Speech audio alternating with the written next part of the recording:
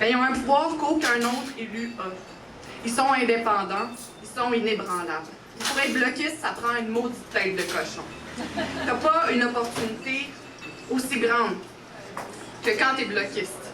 T'as l'opportunité d'agir comme un avant-gardiste, d'être un inspirateur, pas un aspirateur comme Stephen Guilbeault. Quand t'es bloquiste, tu peux amener des idées de fous comme la décroissance de l'économie, pourquoi pas, ou l'indépendance, assurément. Quand t'es bloquiste, t'as le luxe d'être cohérent, parce qu'on s'en sac des votes de l'Alberta. Parce qu'on s'en sac des votes du monde qui veulent se mettre les deux mains dans mon utérus.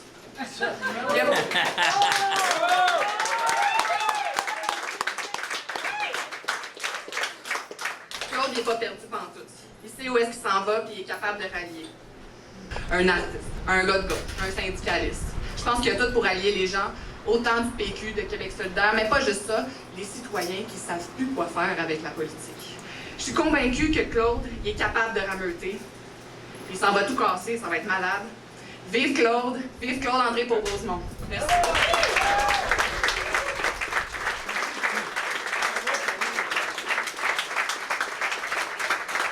Je trouve que le Bloc, c'est pas qu'on peut raconter tout ce qu'on veut, mais c'est ces coups des franches-là, cette liberté-là de on n'est pas attaché par des intérêts pétroliers, on n'est pas attaché par des intérêts économiques, on ne défend pas les grandes banques de Toronto, on défend les intérêts des Québécois, des Québécoises, et ça, je trouve que c'est très réjouissant et très enivrant. C'est la beauté du Bloc, la beauté de la création, de faire les choses autrement, de faire les choses à notre manière, de faire les choses avec cette liberté de parole des esprits. Alors, comptez sur moi, comptez sur nous pour défendre la culture québécoise, pour défendre notre identité, pour défendre notre unicité. Nous sommes des Gaulois en Amérique, nous sommes de joyeux Gaulois. Alors, vive le Bloc! Vive Rosemont, vive Montréal, vive le français et tout. Merci.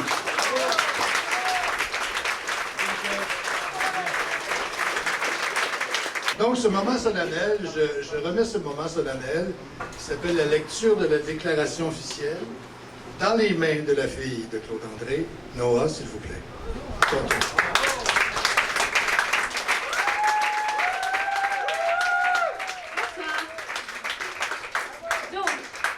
Le secrétariat national du Bloc québécois confirme que nous avons reçu un bulletin de candidature avec la date limite de dépôt sur le 5 juillet. Qu'après vérification, ce bulletin est valide puisqu'il y avait au moins 25 membres en règle domiciliés dans la circonscription, donc Rosemont. C'est pourquoi il me fait plaisir de confirmer que le candidat officiel du Bloc québécois dans la circonscription de Rosemont, la petite patrie, est mon père Claude André.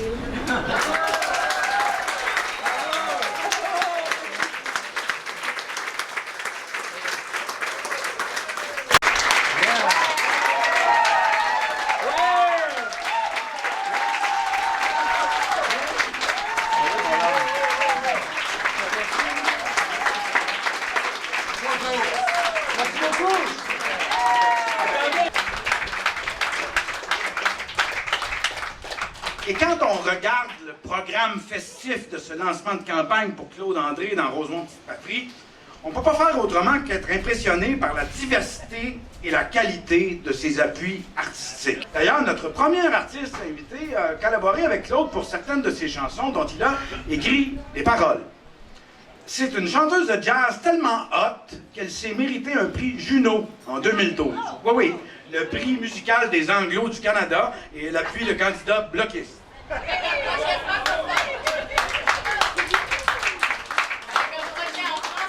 Avec un projet en français, voilà. Et, mesdames et messieurs, voici celle qui rêve encore et qui veut retrouver les promesses qu'on a perdues dans le Mont-Rose. Hein? Ça, c'est tiré des paroles. Bienvenue, les beaux double sens. Sur des paroles de Claude André, écoutons Sonia Johnson.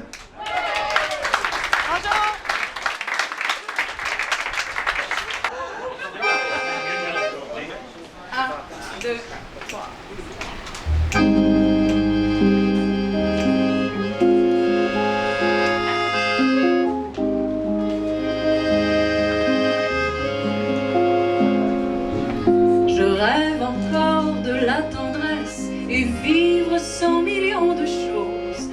veux retrouver les promesses qu'on a perdues dans le morose.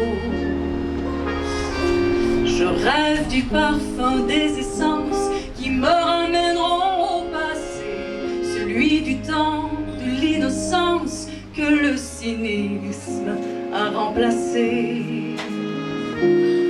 Je rêve de rendre de nuit, j'ai aperçu un boucher et il disait la folie contre un peu de bonheur, alors fauché comme un clochard, et que ma vie pour payer, j'ai pané notre histoire pour du rêve enveloppé. I'm coming back from the pawn shop of love. I'm coming back from the pawn shop of love. Pawn shop of love, love. I'm coming back from the pawn shop of love. The pawn shop of love. Pawn shop of love.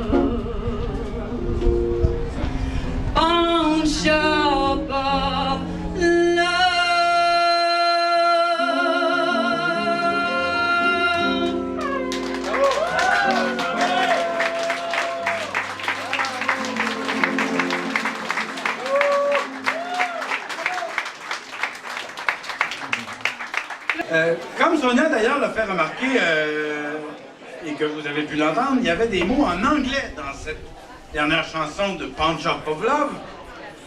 Scandale! Des mots chantés en anglais à une investiture bloquiste! Parce que contrairement à ce que voudraient faire croire certains au Bloc, on est ouvert à toutes les influences culturelles qui se trouvent au Québec. On veut pouvoir célébrer autant Gilles Vigneault que Leonard Cohen, autant Ariane Moffat que Lassa de Sela, parce que tout ça fait partie de la culture québécoise.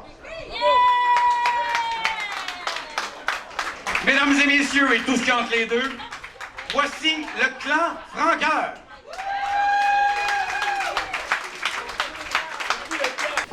Une langue en soi.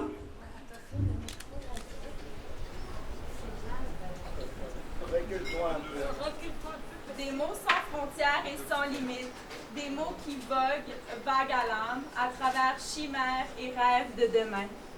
Des lettres divagues, l'écriture depuis toujours, une langue solitaire en Amérique du Nord. On parle et déparle la langue des ancêtres et celle devenue franglaise. Langue française, de Michel Tremblay à Régent Ducharme, de Michel Lalonde à Anne Hébert. Langue française qui est chant, qui pleure. Je ne parle qu'une langue, langue française qui est chant, qui pleure. Dans le Babylone universel, ma langue est vivante ici et maintenant. Et le Québec la sauvegarde.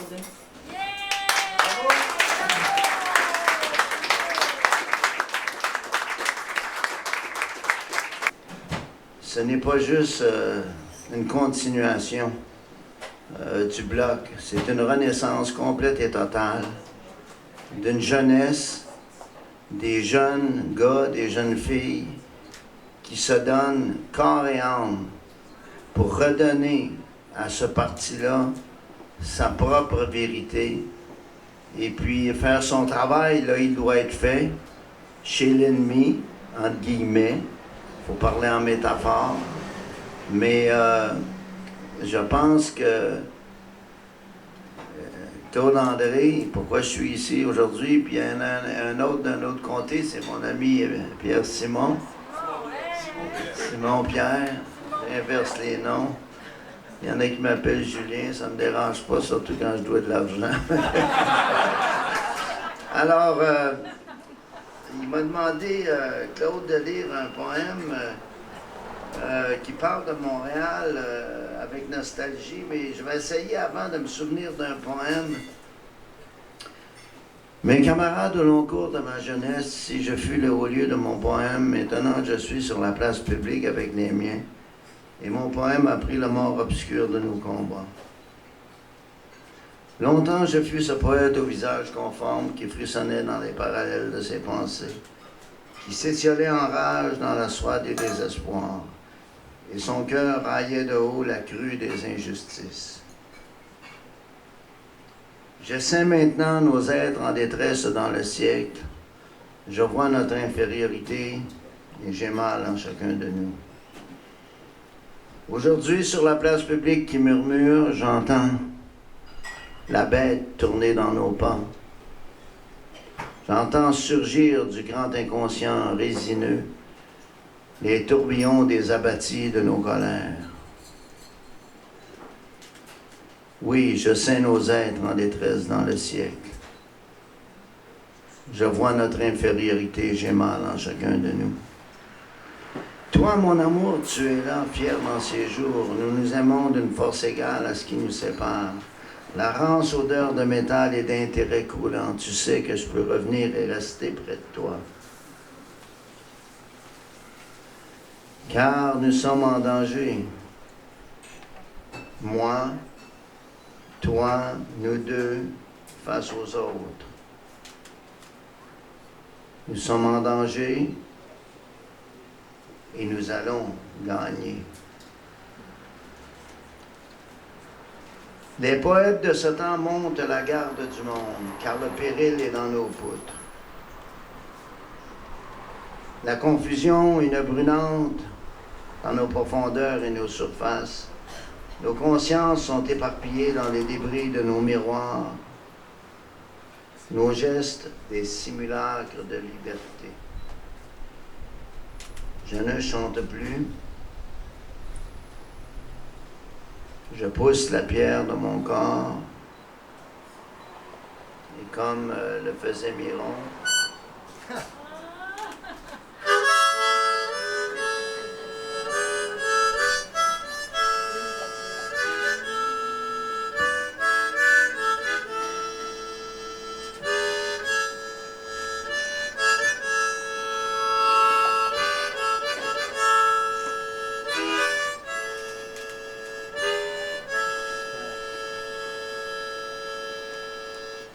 je suis sur la place publique avec les miens.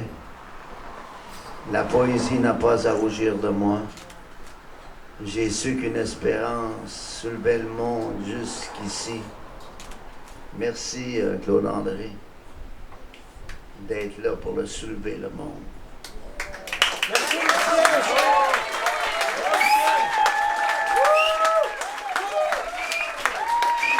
Alors, ton poème, là, ben, je vais en lire un bout, là. Il est pas long, regarde. Alors, il m'a demandé de lire ça sur Montréal. Ça va rappeler des souvenirs aux plus jeunes. Parce que les plus vieux ont plus de mémoire. OK, ça s'appelle Montréal Blues d'hiver. Je marchais dans cette ville, rue Sainte-Catherine, c'était en 1966, avec des cheveux inimaginables. Pieds nus dans la ville, le petit bonheur tranquille, c'était l'été longtemps dans ce temps-là. Il y avait un Woolworth dans l'Ouest, on y jouait les 45 tours du Hit Parade. Je me souviens d'une journée chaude à craquer, Bob Dylan chantait Rainy Day Woman. Dans les haut-parleurs, le mot déflagrateur, il fallait marcher sans l'ombre d'un doute. Yes, we're gonna get stoned, de peur de défaillir, intériorisé jusqu'aux gènes. J'ai marché dans cette ville été comme hiver, du Mont-Royal à la gare centrale. J'ai marché en dehors de toute poésie, en proie au réel obtus et sans retour. Ma destinée était en arrière, elle me suivait comme dans les poèmes de Grandbois. Je me souviens des journées sans nom. Cette ville était insondable et mystérieuse. La rue Saint-Laurent, c'était la Maine tendue et la perdition pleine de légendes. La débâcle des sentiments, il y avait Pierrot le fou léger qui chavirait l'humanité à la Casanou et Patrick Straram, le bison ravi des mémoires vives. Denis Vanier, le poème dans le Délicatessen avec sa José Yvon qui lui avait promis de le suivre jusqu'au fond de sa dernière caisse de 24 de Molson. Aussi Gilbert Langevin, 1 million de mots, et Louis Geoffroy dans le Coca Blues, avec l'écriture interminable, et le baron Philippe qui s'installait partout. Ensuite au Beau-Québec et le Conventum, tous complices d'un complot, d'un monde sans conditions. Alors, Tout est calme aujourd'hui. La moralité veille et les rêves sont au terminus de la vie. En attendant les prochains visionnaires, Claude André.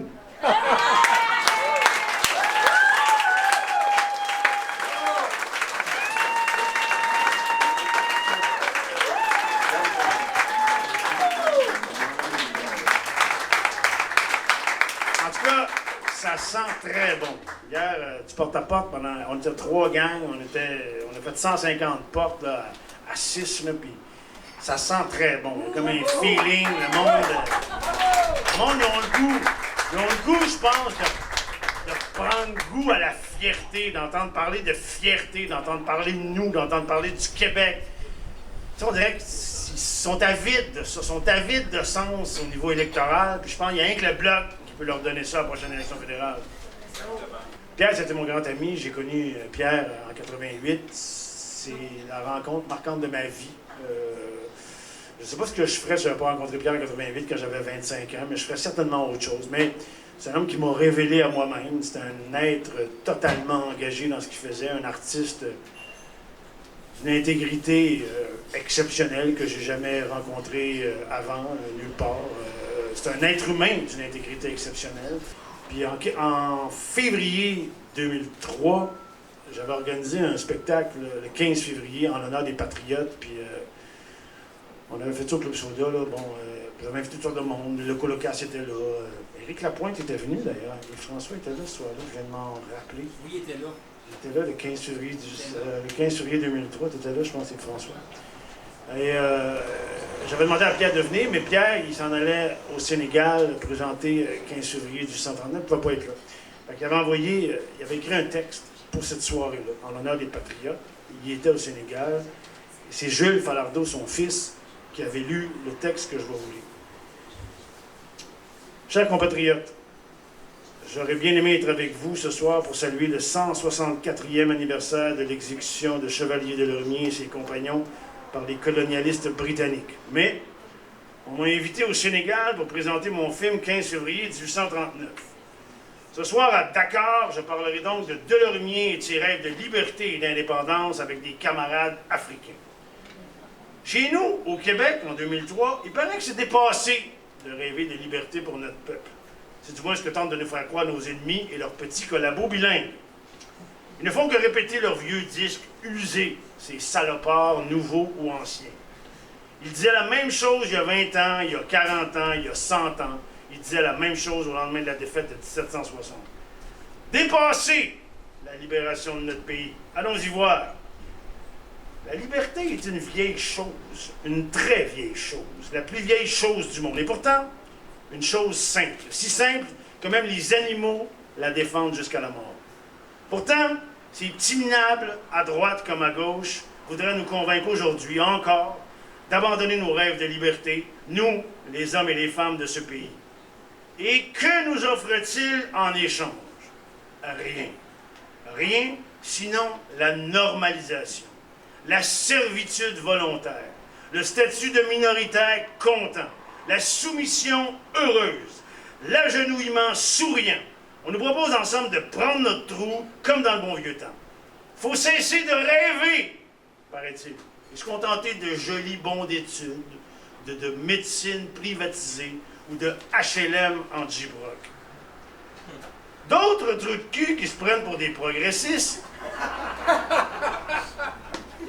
mettent des conditions à la liberté, comme de grossiers fonctionnaires des libérations conditionnelles.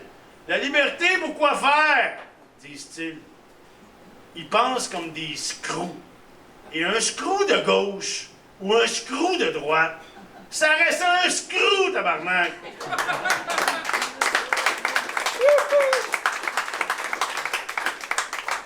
C'est réactionnaire, indigne et obscène. La liberté pourquoi? La liberté point. La liberté en soi, la liberté pour soi, la liberté pour elle-même, la liberté pour la liberté, pour pouvoir respirer tout simplement. D'abord sortir de la cage, ensuite on verra. Ce soir donc, avec mes camarades sénégalais que nous C'est avec mes camarades sénégalais que nous parlerons de Delorimier et de ses rêves de libération. Parce que la liberté des peuples, c'est aussi la liberté. Je vous salue tous, les hommes et les femmes debout, déjà libres. Vive la liberté, vive l'indépendance. À la victoire!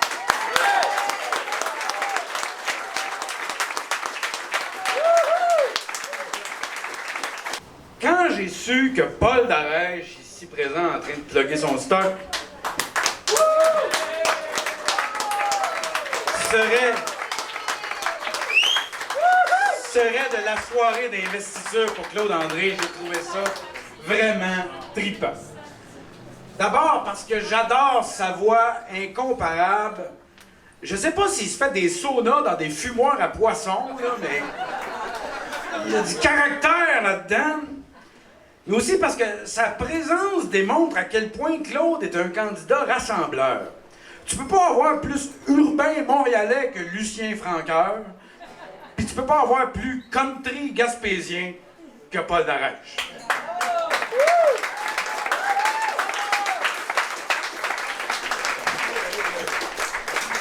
Mais surtout, Paul Darèche demeure habité par le rêve de voir le Québec devenir un vrai, de vrai pays. En ce sens, faudrait peut-être traduire l'expression consacrée pour décrire son genre musical. Parce que quand on y pense, un chanteur de country, ça veut dire un chanteur de pays.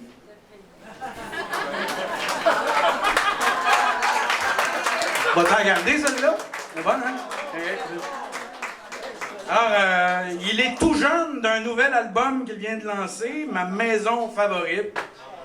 Fort, écoutez bien ça, de plus de 2 millions de copies vendues. Le géant du country Québec, le géant du pays québécois, Paul Darèche. Salut, ça va bien?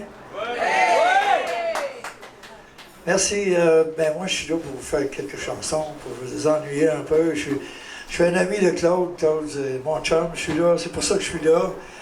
Parce que je l'aime, parce que j'y fais confiance, parce que c'est un vrai. Et puis aussi parce que je suis, moi aussi, profondément indépendantiste. Bien sûr.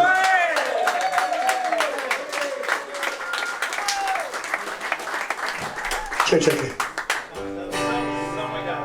Check, check. Et, c'est one.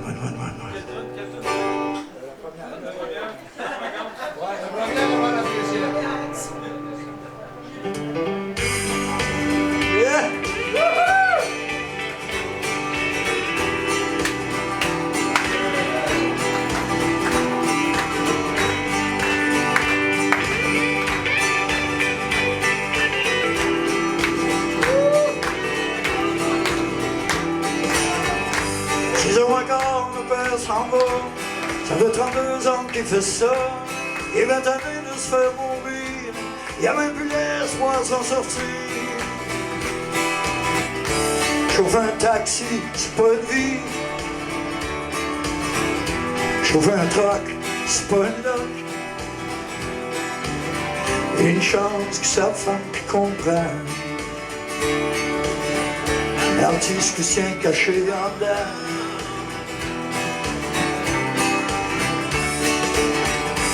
6h30, la mer se lève. Ça fait 32 ans qu'elle se crève à vouloir tenir sa maison. Elle en a perdu ses passions. Femme de ménage, c'est pas une vie. De l'esclavage, c'est pas une loc. Une chance que son mari comprend. L'artiste qui s'est caché en dedans. Lui, dans son cœur, c'est un grand musicien, un artiste de talent, une sorte de vigneault ou de char de bois. Elle, dans son cœur, c'est une grande comédienne, une artiste de scène, comme il ne s'en fait plus, qu'on n'en voit plus.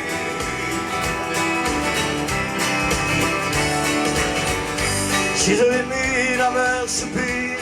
Elle demande au ciel la bénie pour qu'il lui accorde la grâce de ne pas fléchir à sa tâche, pour pouvoir élever ses enfants. Elle donne son âme et son temps, et je sais que son mari comprend l'artiste qui s'est caché là-dedans. Lui dans son cœur, c'est un grand musicien, un artiste de talent, une sorte de vigneault ou de charlebois. Et dans son cœur, c'est une grande comédienne, une artiste de scène, comme il ne s'en fait plus, comme on n'en voit plus. Lui dans son cœur, c'est un grand musicien, un artiste de talent, une sorte de vigneault ou de charlebois. Elle dans son cœur, c'est une grande comédienne, une artiste de scène, comme il ne s'en fait plus, comme on n'en voit plus.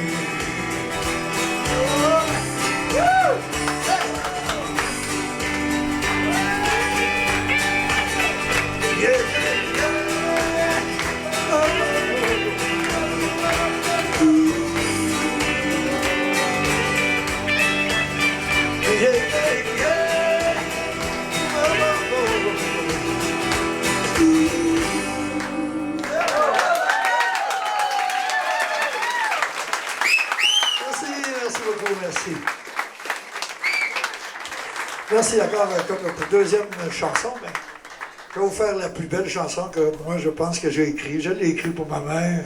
Celle qui m'a inspiré, alors je veux bien la partager avec toutes les mamans qui sont présentes là dans le moment ici ce soir. Voici à ma mère.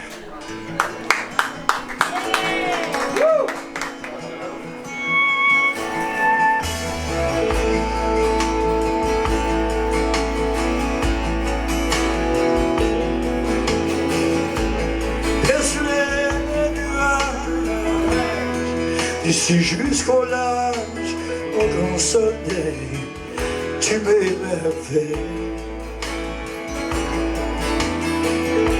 Jusqu'à l'horizon, porte tes rayons, réchauffe-moi, j'en ai besoin. Toi le vent de la mer, va dire à ma mère combien je l'aime et comme elle est belle. On va vers l'horizon, on porte mes chansons, chante-les lui à son oreille. Elle se repose aujourd'hui où elle vécut avec lui la plus grande partie de sa vie. Mais seule elle est retournée au village où je suis né, là où mon père est enterré. Étoile de la nuit, dis-lui bien ceci, qu'on est toujours auprès de lui,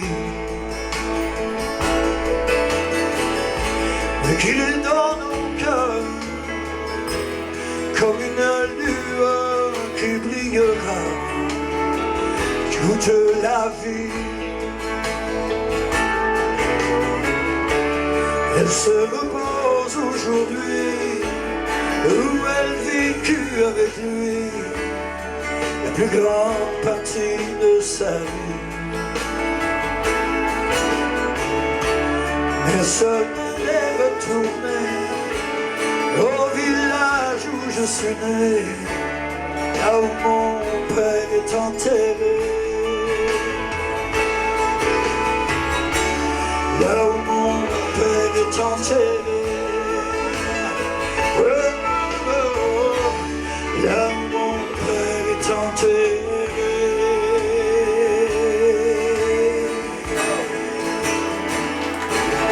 Merci beaucoup, mon ami.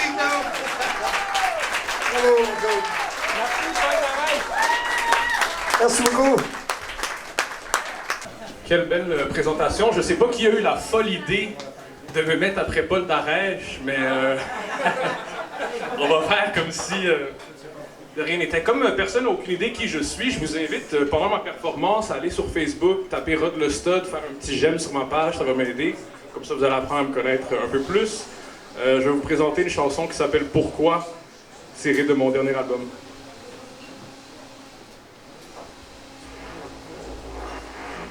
Soyez prêts à bouger, ça va. Tu peux le monter un petit peu. C'est bon, ça. Êtes-vous là? On est différents, non violents, peut-être pas hippie, mais conséquents avec nos gestes et nos actions. On pense à pas aux... Ceux et celles qui viendront après nous, qui veut faire mieux, c'est un rendez-vous. On porte la parole aux actes, hey, mais on a plein notre casque, hey. Qu'est-ce qu'on fait? On s'en va où? Est-ce que c'est nulle part ou bien partout? Pour être honnête, je ne sais pas trop, mais c'est sûr, faut qu'on aille un peu plus haut. Parce que tout ce qu'on vit, ils méprisent, tout ce qu'on construit, ils détruisent, sont tous plus croches que la tour de Pise. J'ai hâte à leur dernier tour de piste, pourquoi? Patron rime avec Macron, pourquoi? Couillard sonne comme brouillard, pourquoi? Tout beau rime avec Trudeau, pourquoi? Dans mon job rime avec tour d'homme, est-ce que c'est un hasard ou bien ça a rapport? Est-ce qu'on s'en sort ou bien c'est la mort? Étourdi par le teint à mort, on sera sauvé par Monsieur Lazare. Yeah. J'ai l'impression que le Québec bat de l'aile. Il reste plus grand chose dans notre bas de laine. Société civilisée qui est ben trop divisée pour se mobiliser en faveur de la fleur de l'Élysée. On est à dévancer depuis la France à Parisot. Ils veulent dilapider l'héritage de Papineau. Qui aspergent les manifestants au bord de Cayenne pour mieux protéger ceux en Porsche Cayenne. Dans des collectifs est décidé autour de 20 fromages. C'est ben dommage qu'on décide de faire plein de forages. Ah! God damn! Des gros projets industriels sur l'île d'Anticosti. Hein? Genre que j'ai l'impression d'être retourné en antiquité, hostie. Pourquoi? Patron rime avec Macron, pourquoi? Le go rime avec le gros, pourquoi? Tout beau rime avec Trudeau, pourquoi? Dans l'autre Trump rime avec Trudeau, est-ce que c'est un hasard ou bien ça a rapport? Est-ce qu'on s'en sort ou bien c'est la mort? Étourdi par le teint à mort, on sera sauvé par Monsieur Lazare.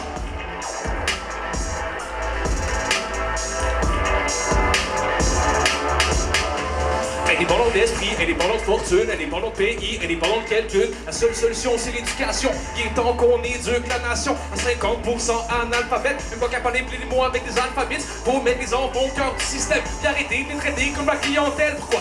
Patron rime avec Macron, pourquoi? Le go rime avec le gros, pourquoi? Tout beau rime avec Trudeau, pourquoi? Boulris rime avec bullshit. Ou bien ça a rapport, est-ce qu'on s'en sort ou bien c'est la mort? Étourdi par le teint à mort, on sera sauvé par Monsieur Lazare.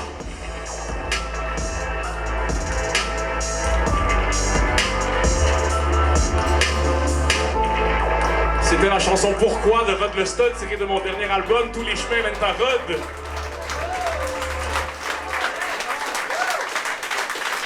Est-ce qu'on a le temps d'en pousser une autre? Petite dernière? Je vais m'y...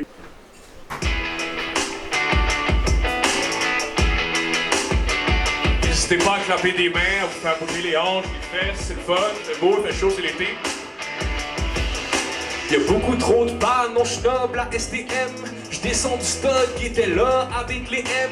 Y'a 2000 ans, tu stopperas pas notre élan. J'sais pas si c'est moi qui est trop rapide ou le monde qui est lent. Mais là faut qu'on arrête avec le syndrome du stop. Qu'on se retrousse les manches puis qu'on se prouve qu'on est capable. On devrait tous s'inspirer de la tête dure de Xavier Dolan. Faire un retour vers le futur à bord de la DeLorean.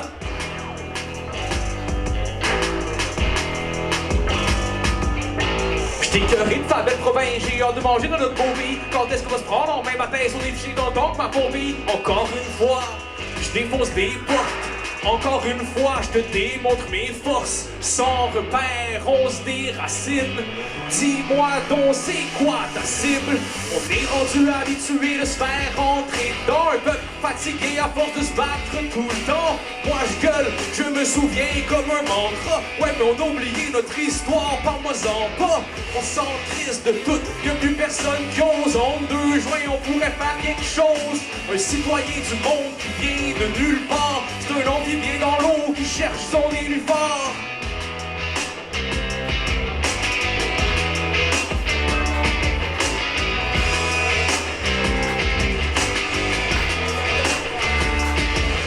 La mer à l'horizon, clair et ma vision. Ça fait 30 ans que je suis sur la terre pour une mission. Laquelle? Telle est la question, j'essaye d'y répondre avec mon micro pis mon veston. Genre que le Québec est ankylosé, j'ai l'impression d'être un des seuls qui a envie d'oser. Toutes les bonnes idées vont au vidanger. Le but dans tout ça, c'est que ça a pas l'air de nous déranger. Je suis pas un modèle comme tel, nah, je suis un mortel, bordel. Dis-moi ce qui se passe avec la langue de Molière. Me sens d'opposition et témoin de Molière. Les ragots prolifèrent, je suis pas capable de les faire. Ils veulent faire payer le stun, mais ils savent pas que je suis un conifère. Toujours droit, je résiste aux tempêtes autour de moi, québécois. Jusqu'au dernier souffle, au dernier croix, on est rendu habitué de se faire rentrer dans un peuple fatigué à force de se battre tout le temps.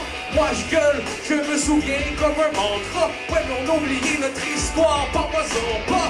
On s'en crise de tout, y'a plus personne qui ose. En 2 juin on pourrait faire quelque chose. Un citoyen du monde qui vient de nulle part. C'est un homme qui vient dans l'eau, qui cherche son nénuphar. Claude André dans Rosemont, tout le monde. Alexandre Boulris, parle-moi-en. Ah!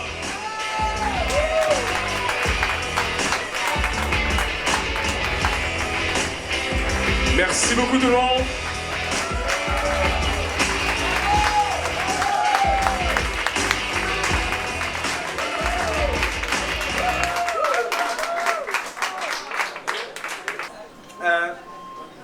Mais avant d'arriver dans les vrais discours, parce que, bon, c'est une soirée d'investiture quand même, de partis politiques, mais avant de passer la POC aux vrais politiciens ici présents, j'avais envie de vous sortir quelques morceaux de ce que j'appelle mes fantasmes politiques.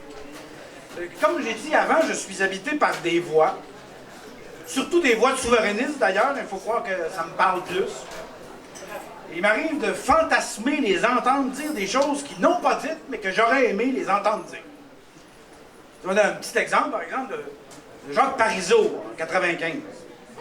Il aurait pu dire, mettons, il aurait pris un scotch de plus. Il aurait dit, bon, alors j'ai une mauvaise et une bonne nouvelle à vous annoncer. La mauvaise, c'est que le West Island ne fait plus partie du Québec. Puis la bonne, ben, c'est qu'on a gagné! Là, tout le monde aurait chialé. Voyons donc, Montréal est indivisible, il fait entièrement partie du Québec. Puis là, Parizeau aurait pu répondre, OK, d'abord, on note ça. Et venez plus jamais nous faire des peurs avec la partition du territoire québécois. Voulez-vous? Ah! Hein? Je sais qu'il y a de la famille à lui ici présent et elle saura que c'est fait dans le plus grand respect. Mais Bernard Landry, quelle tristesse de l'avoir perdu. Mais j'entends encore sa voix avec son esprit logique et son français impeccable. Il aurait été bon pour faire la promotion du grand retour du Bloc québécois, c'est sûr. Mes chers amis, le Bloc québécois, le terme bloc peut avoir 2 sens. On peut bloquer, bien sûr, ce qui mérite de l'être, comme les tentatives sournoises que les partis fédéralistes ne manqueront pas de faire pour mettre le Québec au pas de la fédération. Mais aussi, ça peut être un bloc dans le sens de bloc de construction. Je n'oserais pas dire de bloc Lego.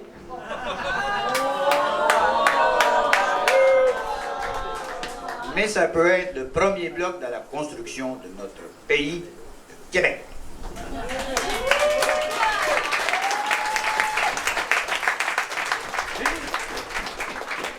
Je vois aussi que mes fantasmes politiques, des fois, sont un peu pervers. Comme j'aime imaginer que des politiciens qui ont toujours été contre l'indépendance finiraient par changer d'idée et l'appuyer enfin. Et mon premier choix au repêchage dans cette catégorie, ce serait Jean Chrétien.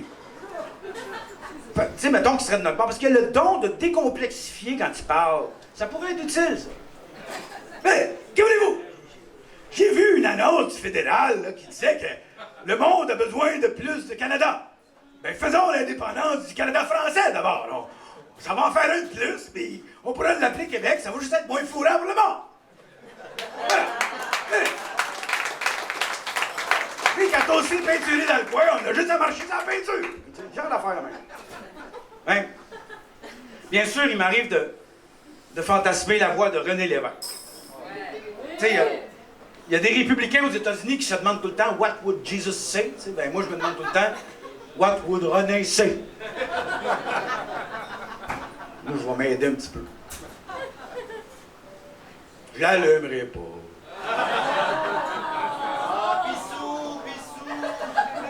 S'il y a quelqu'un qui veut payer l'amende, je l'allume. C'est juste que ça m'aide. Ah, OK. Non. Alors voici. Par exemple, sur la loi 21. OK, là, c'est mon fantasme, je fais ce que je veux avec. Je ne veux pas me faire accuser de détourner la pensée de René Lévesque, et puis là, personne ne peut jurer de quelle position il aurait prise. Mais moi, je pense qu'il aurait été pour et qu'il aurait pu l'exprimer ainsi.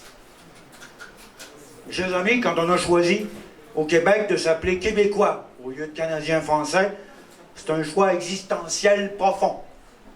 D'abord, Canadien-Français pour un peuple qui est ni Canadien ni Français, c'est pas idéal. Mais surtout, prendre le nom du territoire. C'est déjà une manière de dire que ça incluait tout le monde qui est dessus. C'est un processus, rien n'est parfait. Mais les Québécois se sont graduellement habitués à l'idée qu'il y avait plus qu'une façon d'être Québécois. Pas juste la canadienne française. Il y a aussi une façon anglo d'être Québécois et pourquoi pas une façon italo et pourquoi pas une façon musulmane, juive ou bouddhiste. Et ce qu'on veut établir avec cette loi sur la laïcité, c'est de s'assurer, comme corollaire, qu'il y aura aussi une façon québécoise d'être musulman, juif ou bouddhiste, qu'on se rejoindra ainsi tous d'autant mieux dans cette façon québécoise d'être tout ce qu'on peut être. Merci.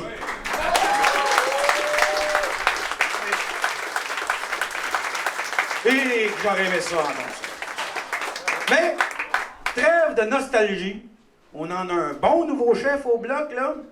Il a rapidement remis le Parti libre sur ses rails et impose de plus en plus son ton. Calme, cohérent, un soupçon baveux que j'aime bien. Je ne le limite pas encore, mais je travaille là-dessus. Sauf que ce ne sera pas pour ce soir, parce que ce soir, on a l'original avec nous. Chers amis, veuillez accueillir chaleureusement le chef du Bloc québécois, Yves-François Blanchet.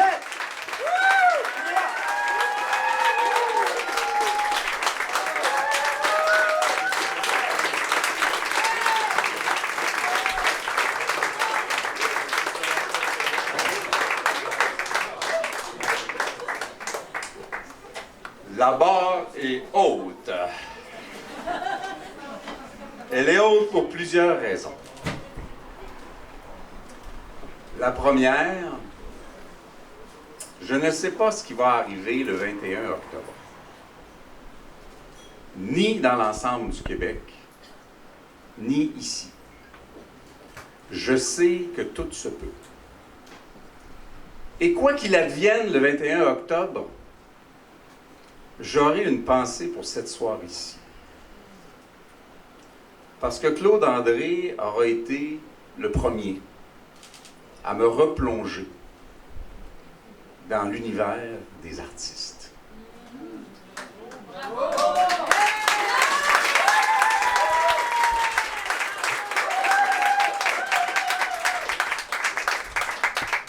Claude André et moi ne nous souvenons pas de tout ce qu'on a vécu ensemble. Sans aller jusqu'à utiliser le mot débauché qu'utilisait Michel un peu plus tôt. Mais nous avons vécu une période d'extraordinaire effervescence artistique au Québec. Dans des conditions autrement plus idéales que ce qu'on vit aujourd'hui. Mais malgré tout, l'art ne recule pas. L'art ne recule jamais. Bravo.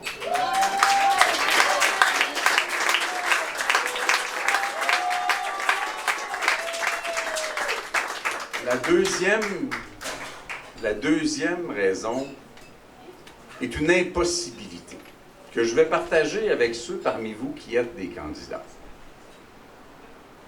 On ne peut pas prendre la parole après des imitations de René Lévesque, de Bernard Landry, de Jacques Parizeau, de Pierre Bourgault On ne peut pas prendre la parole et se faire même un tout petit peu l'illusion d'être à la hauteur. C'est impossible. Il faut se faire la certitude qu'on va tout donner, qu'on va tout faire, qu'on va y mettre notre cœur, notre âme, notre tête. Et je ne parle pas que de ma fonction, mais bien de celle de chacun des candidats et des candidates qui est ici ce soir. Le rôle que vous assumez, que vous avez choisi d'assumer dans des conditions qui paraissaient presque désespérées il n'y a pas si longtemps et qui soudainement se montrent de plus en plus souriantes. Alors que nous progressons et que nous sommes tout près du point, on a peut-être franchi le point, on ne le sait pas, il n'y a personne qui a la science pour nous le dire, le point où on va ramener Rosemont, la petite patrie, parmi les indépendantistes. Yes.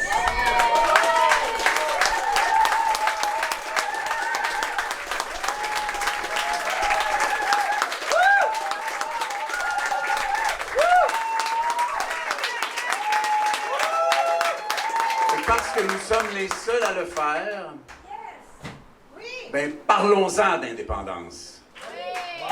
Parce que nous sommes les seuls à le faire. Parce qu'il y en a qui vont changer porte par porte. Vous allez voir ça dans le comté ici. Hein? Il y a des gens dans Rosemont, la petite patrie, qui vont avoir des confessions de M. Boulris qui va dire qu'il y a déjà des petites sympathies. Ça dépend de la journée. Je soupçonne, mais ça lui appartient, et je l'imagine déjà en train de le nier en anglais sur Twitter. Je le soupçonne de s'être dit, il y a une couple d'années, ouais, m'a laissé les indépendantistes, il y a plus de succès possible au NPD. Aujourd'hui, il doit dire « Oups, ça achève. » Parce que parmi les meilleures perspectives, c'est 0, 1, 2 au Québec. Et parmi les vraies meilleures perspectives, c'est parce que ces comtés-là, c'est nous autres qui les prend.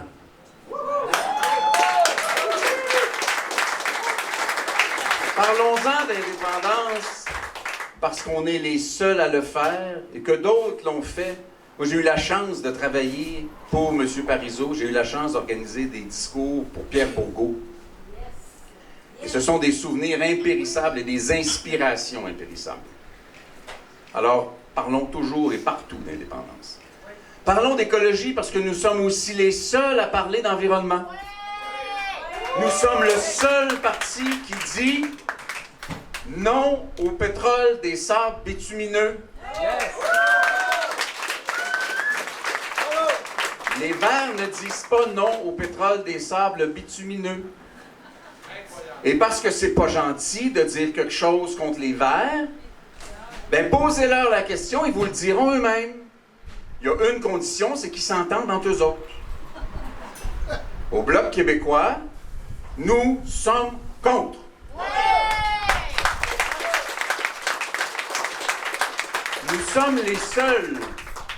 Nous sommes les seuls à parler de laïcité de l'État québécois. Les autres sont tous farouchement contre. Ce sont des adversaires qui, la porte fermée, se définissent eux-mêmes comme des ennemis. Nous sommes les seuls. Et dénoncer une supercherie honteuse. Au Québec, la laïcité de l'État est un héritage de la Révolution tranquille. Bravo! Bravo! Et parlons, parce que nous sommes les seuls à le faire, parlons des arts. Nous sommes les seuls à le faire. Nous sommes les seuls à dire, et moi je le dis ainsi, une nation ne confie pas son âme à une autre. Une nation ne confie pas ses arts à une autre. Une nation ne confie pas son patrimoine à une autre. Une nation ne confie pas sa langue à une autre. Le conquis ne confie pas son âme au conquérant. Donc, il est inadmissible que quelque bout que ce soit de notre âme, de nos valeurs, de nos arts, de notre patrimoine et de notre volonté d'être un État laïque soit confié au conquérant ou que le conquérant prenne notre argent, nos taxes et nos impôts pour financer des groupes et des avocats pour lutter contre une loi qui fait consensus au Québec. C'est inacceptable.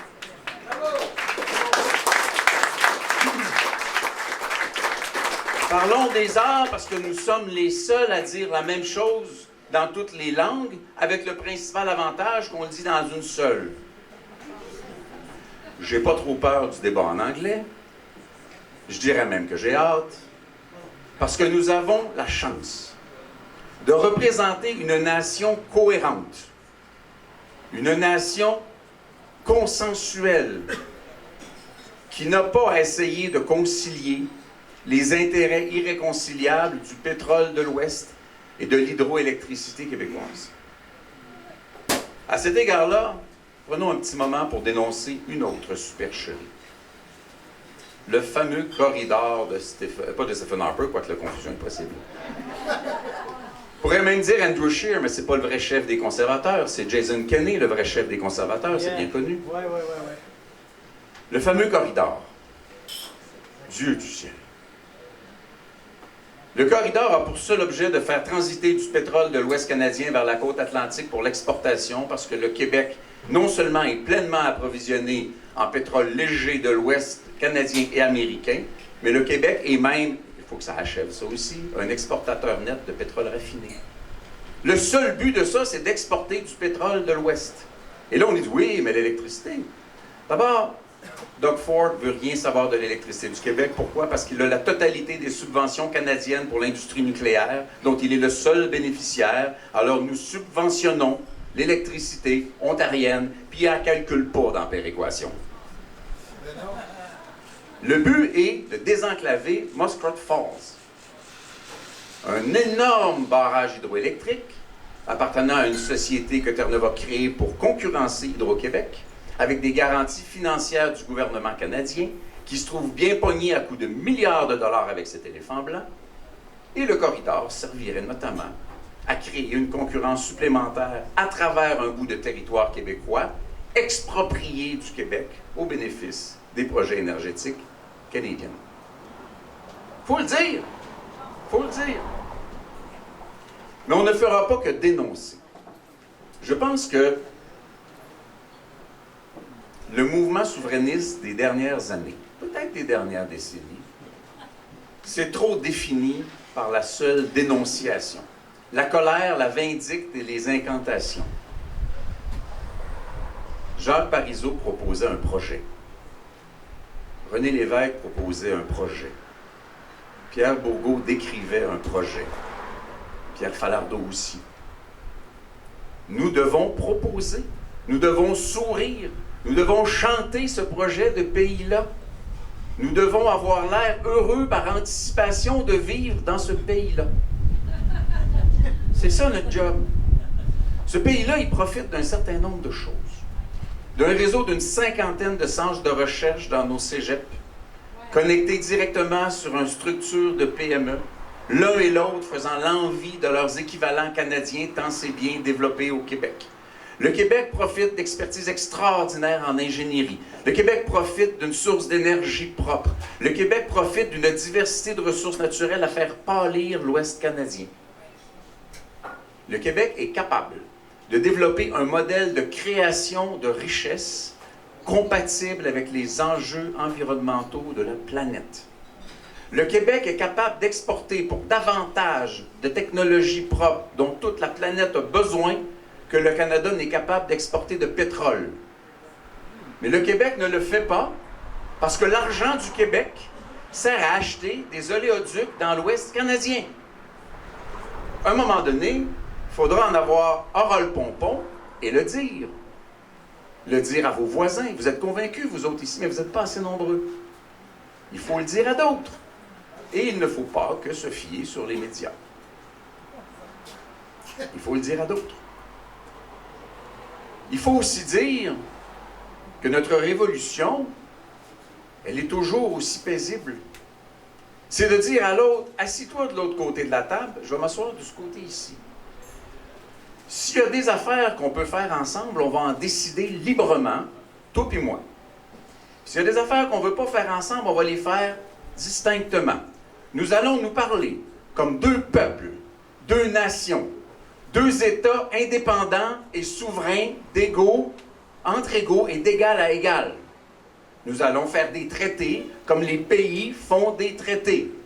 Et comme le disait M. Bourgault, mais je ne me risquerai pas à l'imitation, il n'y a que des pays qui signent des traités et qui font des relations internationales. Ce privilège n'est pas accordé aux provinces. Et nous sommes une province. Et Raymond Bachand n'était pas un négociateur québécois dans le traité de libre-échange. C'était un lobbyiste du gouvernement du Québec qui espérait rencontrer le négociateur canadien dans le corridor. Il n'a jamais été assis à la table. Il n'a même pas été invité. Les Américains ne savaient pas qui il était. Il faut dire ces choses. Il faut avoir un modèle et une vision positive qui donne le goût aux gens d'avoir un pays. Et si les jeunes ne comprennent pas, parce qu'ils n'y étaient pas, que l'indépendance est la finalité naturelle de la révolution tranquille, il faut qu'ils adhèrent à l'indépendance pour d'autres raisons. Or, l'indépendance est la seule façon que le Québec soit le modèle environnemental qu'il peut être. Et si le Québec peut être un modèle environnemental, il doit être un Québec environnemental. Oui. Le Québec n'a pas le droit de ne pas réaliser son potentiel.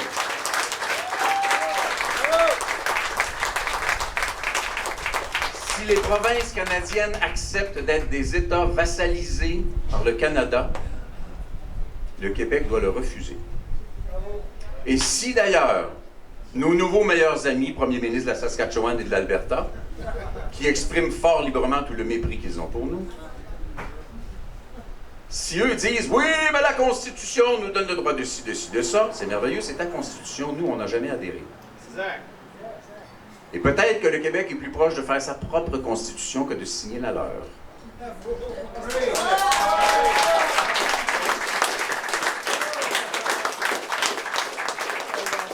Toutes ces choses sont des choses que Claude André peut dire. Et toutes ces choses sont des choses que son adversaire ne peut pas dire. Claude André est un candidat dans un parti dont la structure est passablement claire et dont l'unité récente semble assez solide. Son adversaire ne peut pas en dire autant. En fait, son adversaire est le co-sous-chef québécois le mercredi après-midi quand le vent vient du nord-est. Et à Longueuil, chez notre ami Denis, il y a l'autre co-chef le jeudi soir, je pense, avec une confusion telle que la dernière sortie en culture du NPD, c'est Alexandre Boulris qui l'a fait. Moi, je ne comprenais plus rien. La clarté. Nous, on peut dire avec beaucoup plus de clarté qu'on est indépendantiste qu'Alexandre Boulris ne vous dira qu'il est fédéraliste. On peut vous dire avec beaucoup plus de clarté que nous sommes écologistes qu'Alexandre Boulris ne pourra vous dire qu'il est contre le pétrole. On pourra vous dire avec beaucoup plus de clarté que les taxes doivent s'appliquer aux plus puissantes multinationales du monde en français, on peut vous le dire, alors il y en a d'autres qui vont moins le dire en anglais. On peut tout dire ça. On a la vertu et l'avantage d'être clair. Il faut le rester. Et revenons un dernier moment aux arts. Pas pour vous raconter ce que je ne raconterai pas, à condition que tu ne dises rien toi non plus. C'est l'âme d'une nation. On confond souvent art et culture. Moi, comme anthropologue, je suis un peu tannant avec ça. Les arts sont, sur une perspective un peu plus scientifique, sont l'expression symbolique d'une culture. C'est l'âme d'un peuple.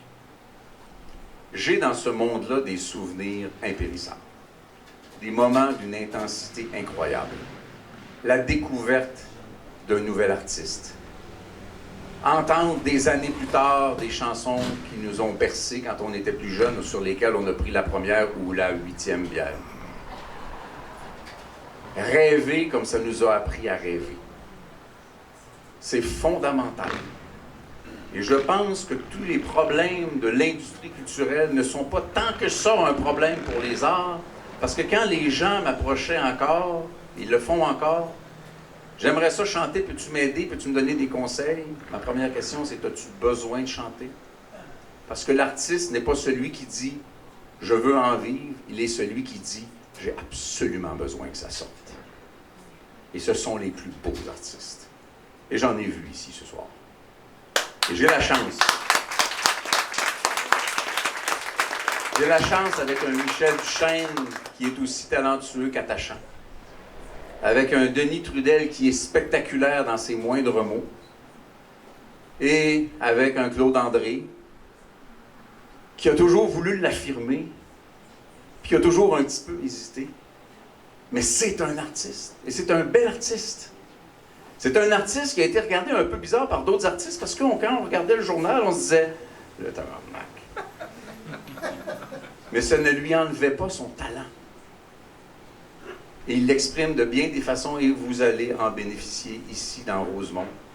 Parce que vous allez, je crois, j'espère, avoir le bon jugement de le choisir. Je vous invite à le faire pour des raisons de cœur. Et moi, je m'invite à le faire pour des raisons d'amitié. De ces vieux souvenirs, de ces moments parfois plus durs, de ces moments parfois trop affectueux qui ont marqué nos années 90, et ceux encore plus intenses et plus affectueux qui marqueront nos 4 prochaines années ensemble à la Chambre des communes, dont nous occupons le Parlement parce qu'ils occupent nos juridictions.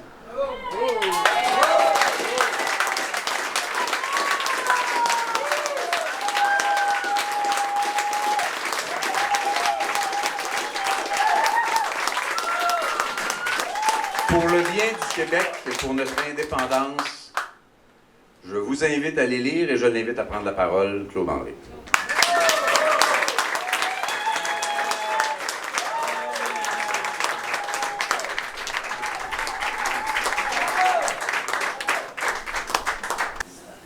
Wow!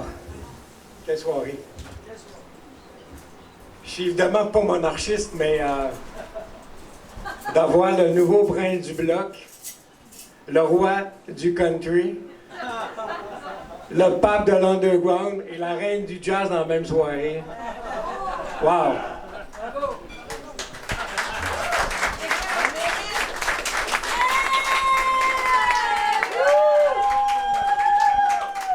Mes chers amis, permettez-moi tout d'abord de vous raconter comment, vers l'âge de 10 ans, je suis devenu indépendantiste. Nous habitions sur la rue Bélanger, dans le quartier Rosemont, près de la 30e avenue. Et c'était durant les années où le mouvement nationaliste s'affirmait de plus en plus, et pendant lesquelles nous vivions des tensions linguistiques. Tensions qui se traduisaient par des combats assez violents dans la rue, parce que il y avait nos amis de l'immigration italienne qui parlaient anglais, et nous qui retrouvions une certaine fierté. Je me souviens de traquenards dans les ruelles pour capturer un ennemi et le battre à coups de ceinture. J'en ai reçu, j'en ai donné.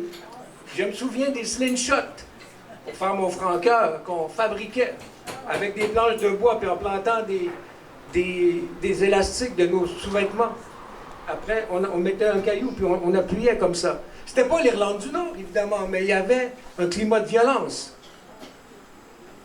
Pourquoi il y avait un tel climat de violence? Pour savoir où on s'en va, il faut se rappeler d'où on s'en vient. Un peu d'histoire. Les enfants d'immigrants italiens, donc à cette époque-là, allaient à l'école anglaise. Et nous, les petits franco, trouvions une fierté, donc, de vivre enfin dans notre langue à Montréal. C'était l'époque, les aînés s'en souviendront, où il était très difficile, voire impossible, de se faire servir en français chez Eton, dans le centre-ville. En toile de fond, il y avait eu, vous savez, Saint-Léonard, c'est à la frontière de 30e Bélanger. En toile de fond, il y avait eu les émeutes de Saint-Léonard, déclenché indirectement par le très mou Robert Bourassa, ancien premier ministre, qui, une fois n'est pas coutume, donc, avait quelques années plus tôt décidé d'imposer le français comme langue officielle avec le Bill 22. C'était en 1974, ce qui a soulevé l'ire, la colère de ces immigrants qui avaient adopté l'anglais, qui avaient envoyé leurs enfants à l'école anglaise. Veuillez me noter, là, mes amis, que je ne leur en veux pas à ces immigrants-là d'avoir envoyé leurs enfants à l'école anglaise. J'aurais sans doute fait pareil. Mon propre père, qui voulait le mieux pour son fils, m'a envoyé à la maternelle en anglais. J'ai pas dit un mot de l'année. Déjà, je sentais que j'étais différent, que c'était pas moi. Mon pauvre père, que j'ai vu plier les chines, le dos courbé, quand le propriétaire, un anglophone, venait nous annoncer en anglais qu'il allait augmenter le loyer, cigare au bec, mépris dans l'œil. J'ai vécu ça. Je me rappelle de ça. Lorsque le PQ a pris le pouvoir en 1976, j'avais 10 ans, j'étais au centre Paul-Sauvé, à côté de l'hôpital Bellechasse, où je suis né. Et je savourais la victoire. Enfin, nous étions majorité minoritaire et historiquement dominée, donc, qui pouvait enfin s'affirmer. Et ça, grâce aux bons soins du docteur Lorrain, qui, avec la loi 101, dont l'évêque ne voulait pas au début. Il savait très bien les tirs groupés, fascistes, nazis, toutes les épithètes. Docteur Lorrain, qui est un éminent psychiatre, savait, lui, que c'était une façon d'insuffler un peu de fierté et de changer le paradigme linguistique qui sévissait à Montréal, qui s'anglicisait de plus en plus, comme c'est le cas encore d'ailleurs. On revient à ces années-là. Il en aura fallu du courage et de la droiture pour aller contre le vent au docteur Lorrain, à René Lévesque, pour subir ces insultes de fascisme, ces accusations de fascisme, de nazisme, etc., etc.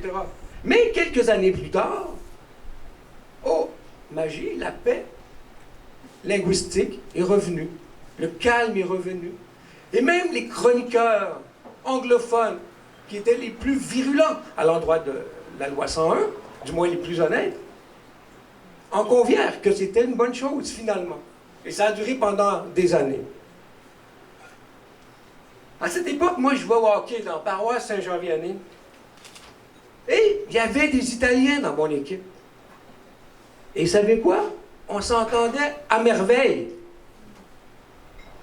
Je l'ignorais alors, mais à ce moment-là, j'avais devant moi un exemple de deux modèles d'intégration.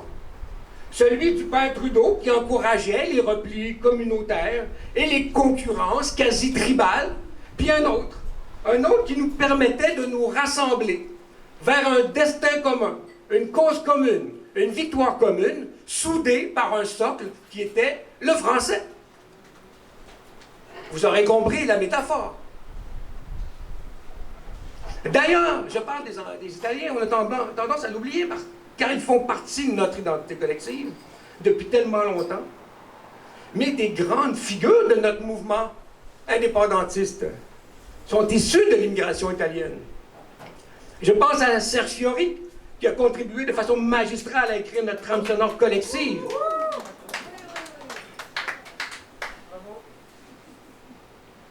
Avec, entre autres, Paul Darèche, qui nous a fait l'honneur de sa présence, avec Lucien Francoeur et autre chose, qui nous a également fait l'honneur de sa présence. Fiori a écrit notre trame sonore. Que dire de Pierre Foglia, autre enfant de l'immigration italienne, peut-être un des plus grands, peut-être le plus grand chroniqueur que le Québec a connu.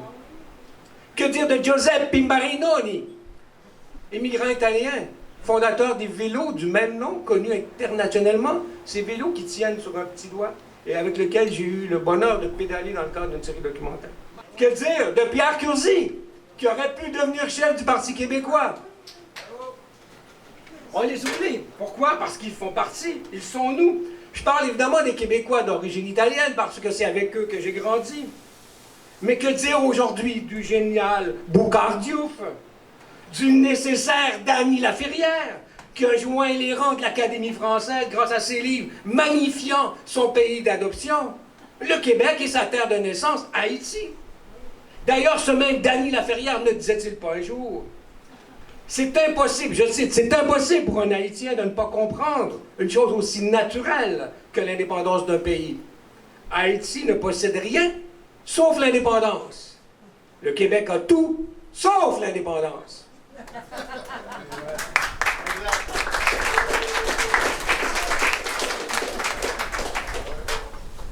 Je pense aussi à Fatima Ouda-Pépin, qui, à force de raisonnements brillants dans les journaux, devrait sans doute finir par nous annoncer un jour qu'elle rejoint les rangs du mouvement indépendantiste. Je pense à l'indispensable Nadia El Mabrouk, qui nous fait l'honneur de sa présence et de son combat pour la laïcité. Ce nécessaire combat qu'elle défend avec dignité et courage, et qui nous prouve que ce n'est pas du racisme, que ce n'est pas de la xénophobie, mais bien du progrès. Ce n'est pas parce que nous sommes restés de gauche que nous ne sommes plus de gauche. Et je pense aussi à tous ces candidates et ces candidats venus de partout dans le monde. J'en vois avec qui j'ai fait le cégep, qui viennent du Chili ou d'ailleurs et qui se présentent encore cette année sous la bannière du Bloc québécois. Je les salue fraternellement. Pourquoi choisir le Bloc, me direz-vous? Je ne vais pas parler pour les autres candidatures, mais je crois qu'elles seront d'accord avec moi. Et surtout, pourquoi me présenter encore une fois contre un député aussi actif, il faut le dire, le nouveau champion autoproclamé de l'environnement qui a gagné son siège dans la foulée de la vague orange de 2011.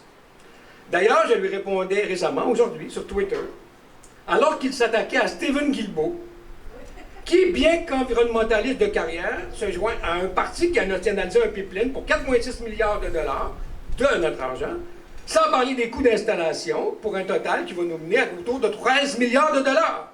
Je répondais donc à Boulris, qui attaquait Guilbeault, en anglais, donc, qu'il était déjà assez ironique de le voir s'attaquer à un autre francophone dans la langue de Sa Majesté la Reine. Et je lui rappelais qu'il semblait oublier qu'en 2015, son parti était en faveur du pipeline d'Énergie-S. Projet que les conservateurs veulent d'ailleurs relancer. Mulcair, l'ancien chef du NPD, celui-là même qui vantait jadis les réalisations de Margaret Thatcher, la mère du néolibéralisme, tant décrié aujourd'hui. Que disait-il, Mulcair, en 2015? C'est pas en 1920, c'est il y a 4 ans. Il disait, c'est win-win. Il disait quoi, Boulris? Pour reprendre l'expression de mon chef, il disait, il se roule en petite boule dans le coin. Il disait quoi? Il disait qu'il allait attendre des soi-disant études de l'ONE. On le sait, l'Office national de l'énergie ne s'est jamais, fucking jamais prononcé contre un tel projet en plus de 60 ans d'existence. Alexandre Boule.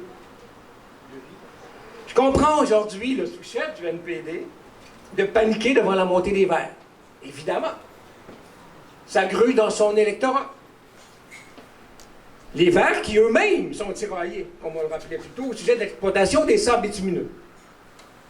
Mais de là à taxer Guilbeault d'hypocrite, alors qu'il n'est guère mieux lui-même, me laisse un peu pantois, comme disait l'autre. Chercher la paille dans l'œil du voisin, puis ne pas voir le pipeline dans le sien.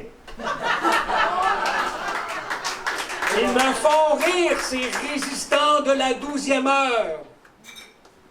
Ils me font rire. Je peux comprendre ce mirage socialiste qui a pu laisser croire, bon, tant qu'à pas avoir de pays, aménageons une société plus égalitaire. Mais c'est terminé. Il ne sera même pas au pouvoir, ni dans l'opposition, peut-être dans la 3e opposition, si est chanceux. Une autre des bonnes raisons d'envoyer, parmi tant d'autres, des candidats du Bloc, c'est aussi s'assurer que l'intégrité de notre territoire soit respectée.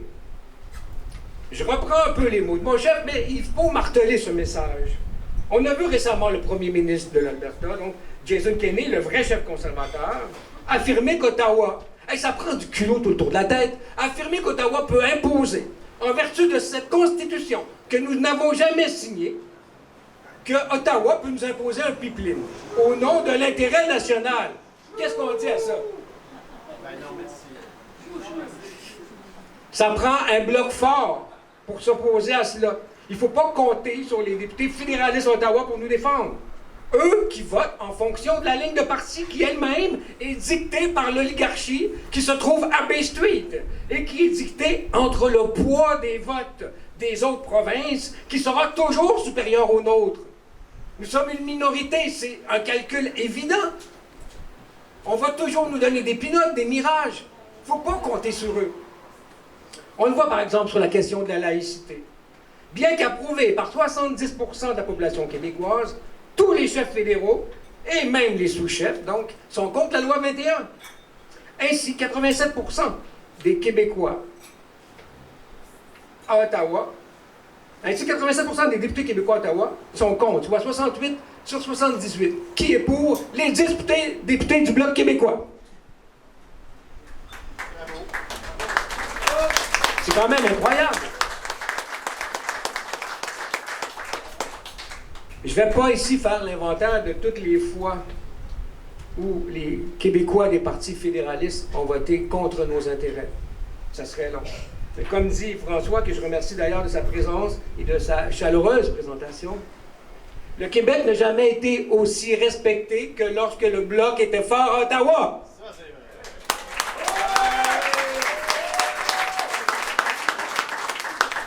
Certains, notamment parmi la génération de ma fille, que nous avons vue plus tôt, ma fille, se disent encore, c'est pas un repli sur soi-même à l'heure de la mondialisation que d'affirmer, de prétendre faire l'indépendance d'un pays.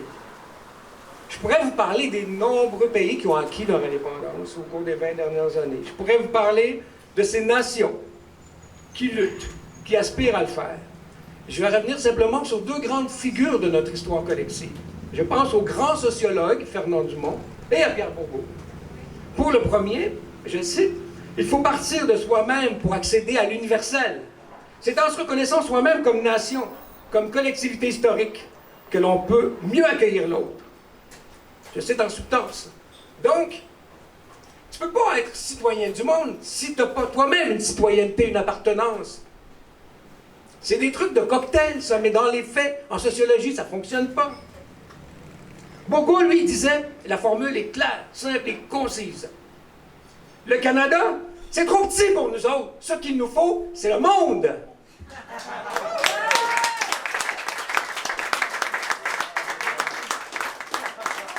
C'est pas demain la veille, nous diront les plus pessimistes, et les fédéralistes qui annoncent notre mort et notre idéal depuis 40 ans. Ben oui.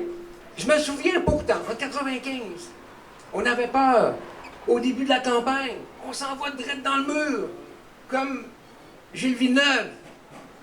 On avait peur. Les sondages disaient que nous allions nous planter. Pourtant, dans les faits, nous l'aurions bel et bien gagné, ce référendum n'eût été des tricheries, des fourberies et des manigances que l'on sait désormais. C'est plus à prouver. C'est reconnu. En histoire, en sciences politiques, on le sait. Je cite Claude Dubois qui disait récemment, c'est lors d'un référendum volé, alors qu'on disait que la flamme souverainiste était éteinte, que le Québec a failli faire son indépendance. Imaginez là qu'il y a une vague bleue, qu'il y a des députés du Bloc. Il suffit que le vent tourne et tout peut revenir comme en 95. En politique, il suffit d'une étincelle pour embraser, pour créer la lumière. Donc, en travaillant à créer ce momentum à Ottawa, je compte aussi lutter pour plus de justice. Notamment, j'aimerais proposer à mon parti un projet de loi pour taxer les GAFA, comme vient de le faire. Les GAFA, c'est quoi? Google, Apple, Facebook, Amazon et autres Microsoft, qui prennent toutes les données, qui empochent, qui font mourir les journaux, qui tuent l'art, qui tuent l'industrie du disque, etc. Qui vampirisent la culture, qui vampirisent l'information et qui ne payent pas une scène. Pourtant, la France a eu récemment le courage de taxer les GAFA. Pourquoi on ne prendrait pas exemple sur eux? On pourrait financer aussi nos productions au Québec, pour Netflix notamment.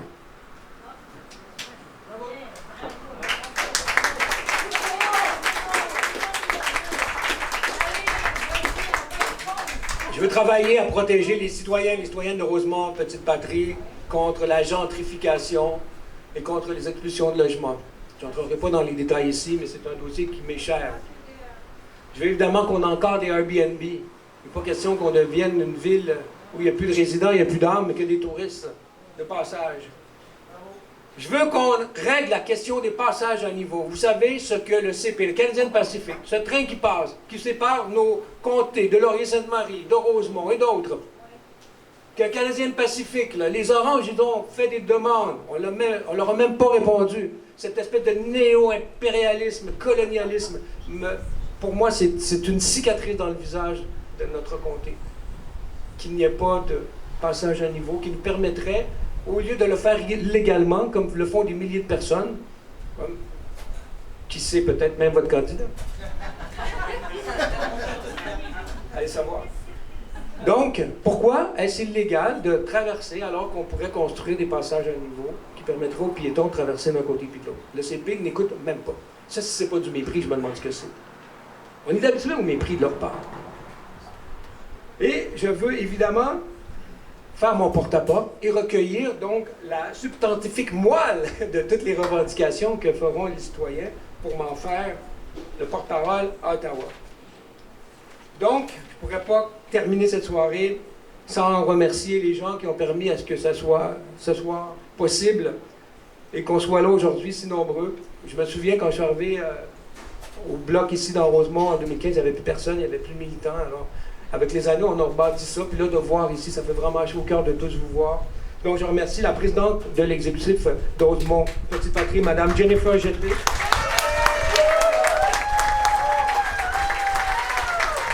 Je remercie sincèrement Jennifer, alias la Snipers. Je remercie le vice-président et animateur de la première portion de cette soirée, M. Michel Letourneau.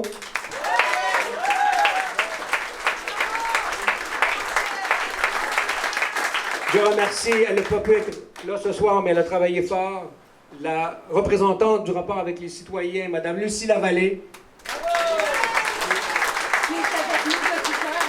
Qui est avec nous de tout cœur. Je remercie notre secrétaire qui a dû quitter, mais qui était là avec nous, Mme Jocelyne Pouliot. Je remercie notre trésorier, notre whip qui nous ramène à l'ordre, M. Jacques Archambault. Je remercie notre représentant jeunesse, M. Vincent Rioux. Je remercie notre nouvelle et indispensable recrue, Martine Goulet. C'est celle qui est derrière le projet Gaminet T-shirt. Je vous encourage à vous en procurer. Ça va donner un élan à la campagne et ça va permettre de nous financer. Il y a un retour d'impôt qui vient avec ça. Donc, vous pourrez voir Martine Goulet à ce sujet. J'aimerais également remercier M. Robert Loisel, avec lequel j'ai eu le bonheur de faire ma ronde de signature pour être un candidat valide. Et je remercie celui qui sera notre directeur de campagne, M. Michael Aketia, qui va être mon boss. Et je remercie évidemment tous ceux et celles qui se joindront à nous. Donnez vos noms, on en a besoin. Je remercie bien évidemment tous mes amis artistes. Je remercie tous mes collègues, politiciens, militants de leur inestimable appui. Je leur dis à vous tous, je vous dis, mes amis, vous êtes beaux, vous êtes belles, vous êtes fiers, droits, sauvages, debout. Vive la liberté, vive l'indépendance! À la joyeux! Merci!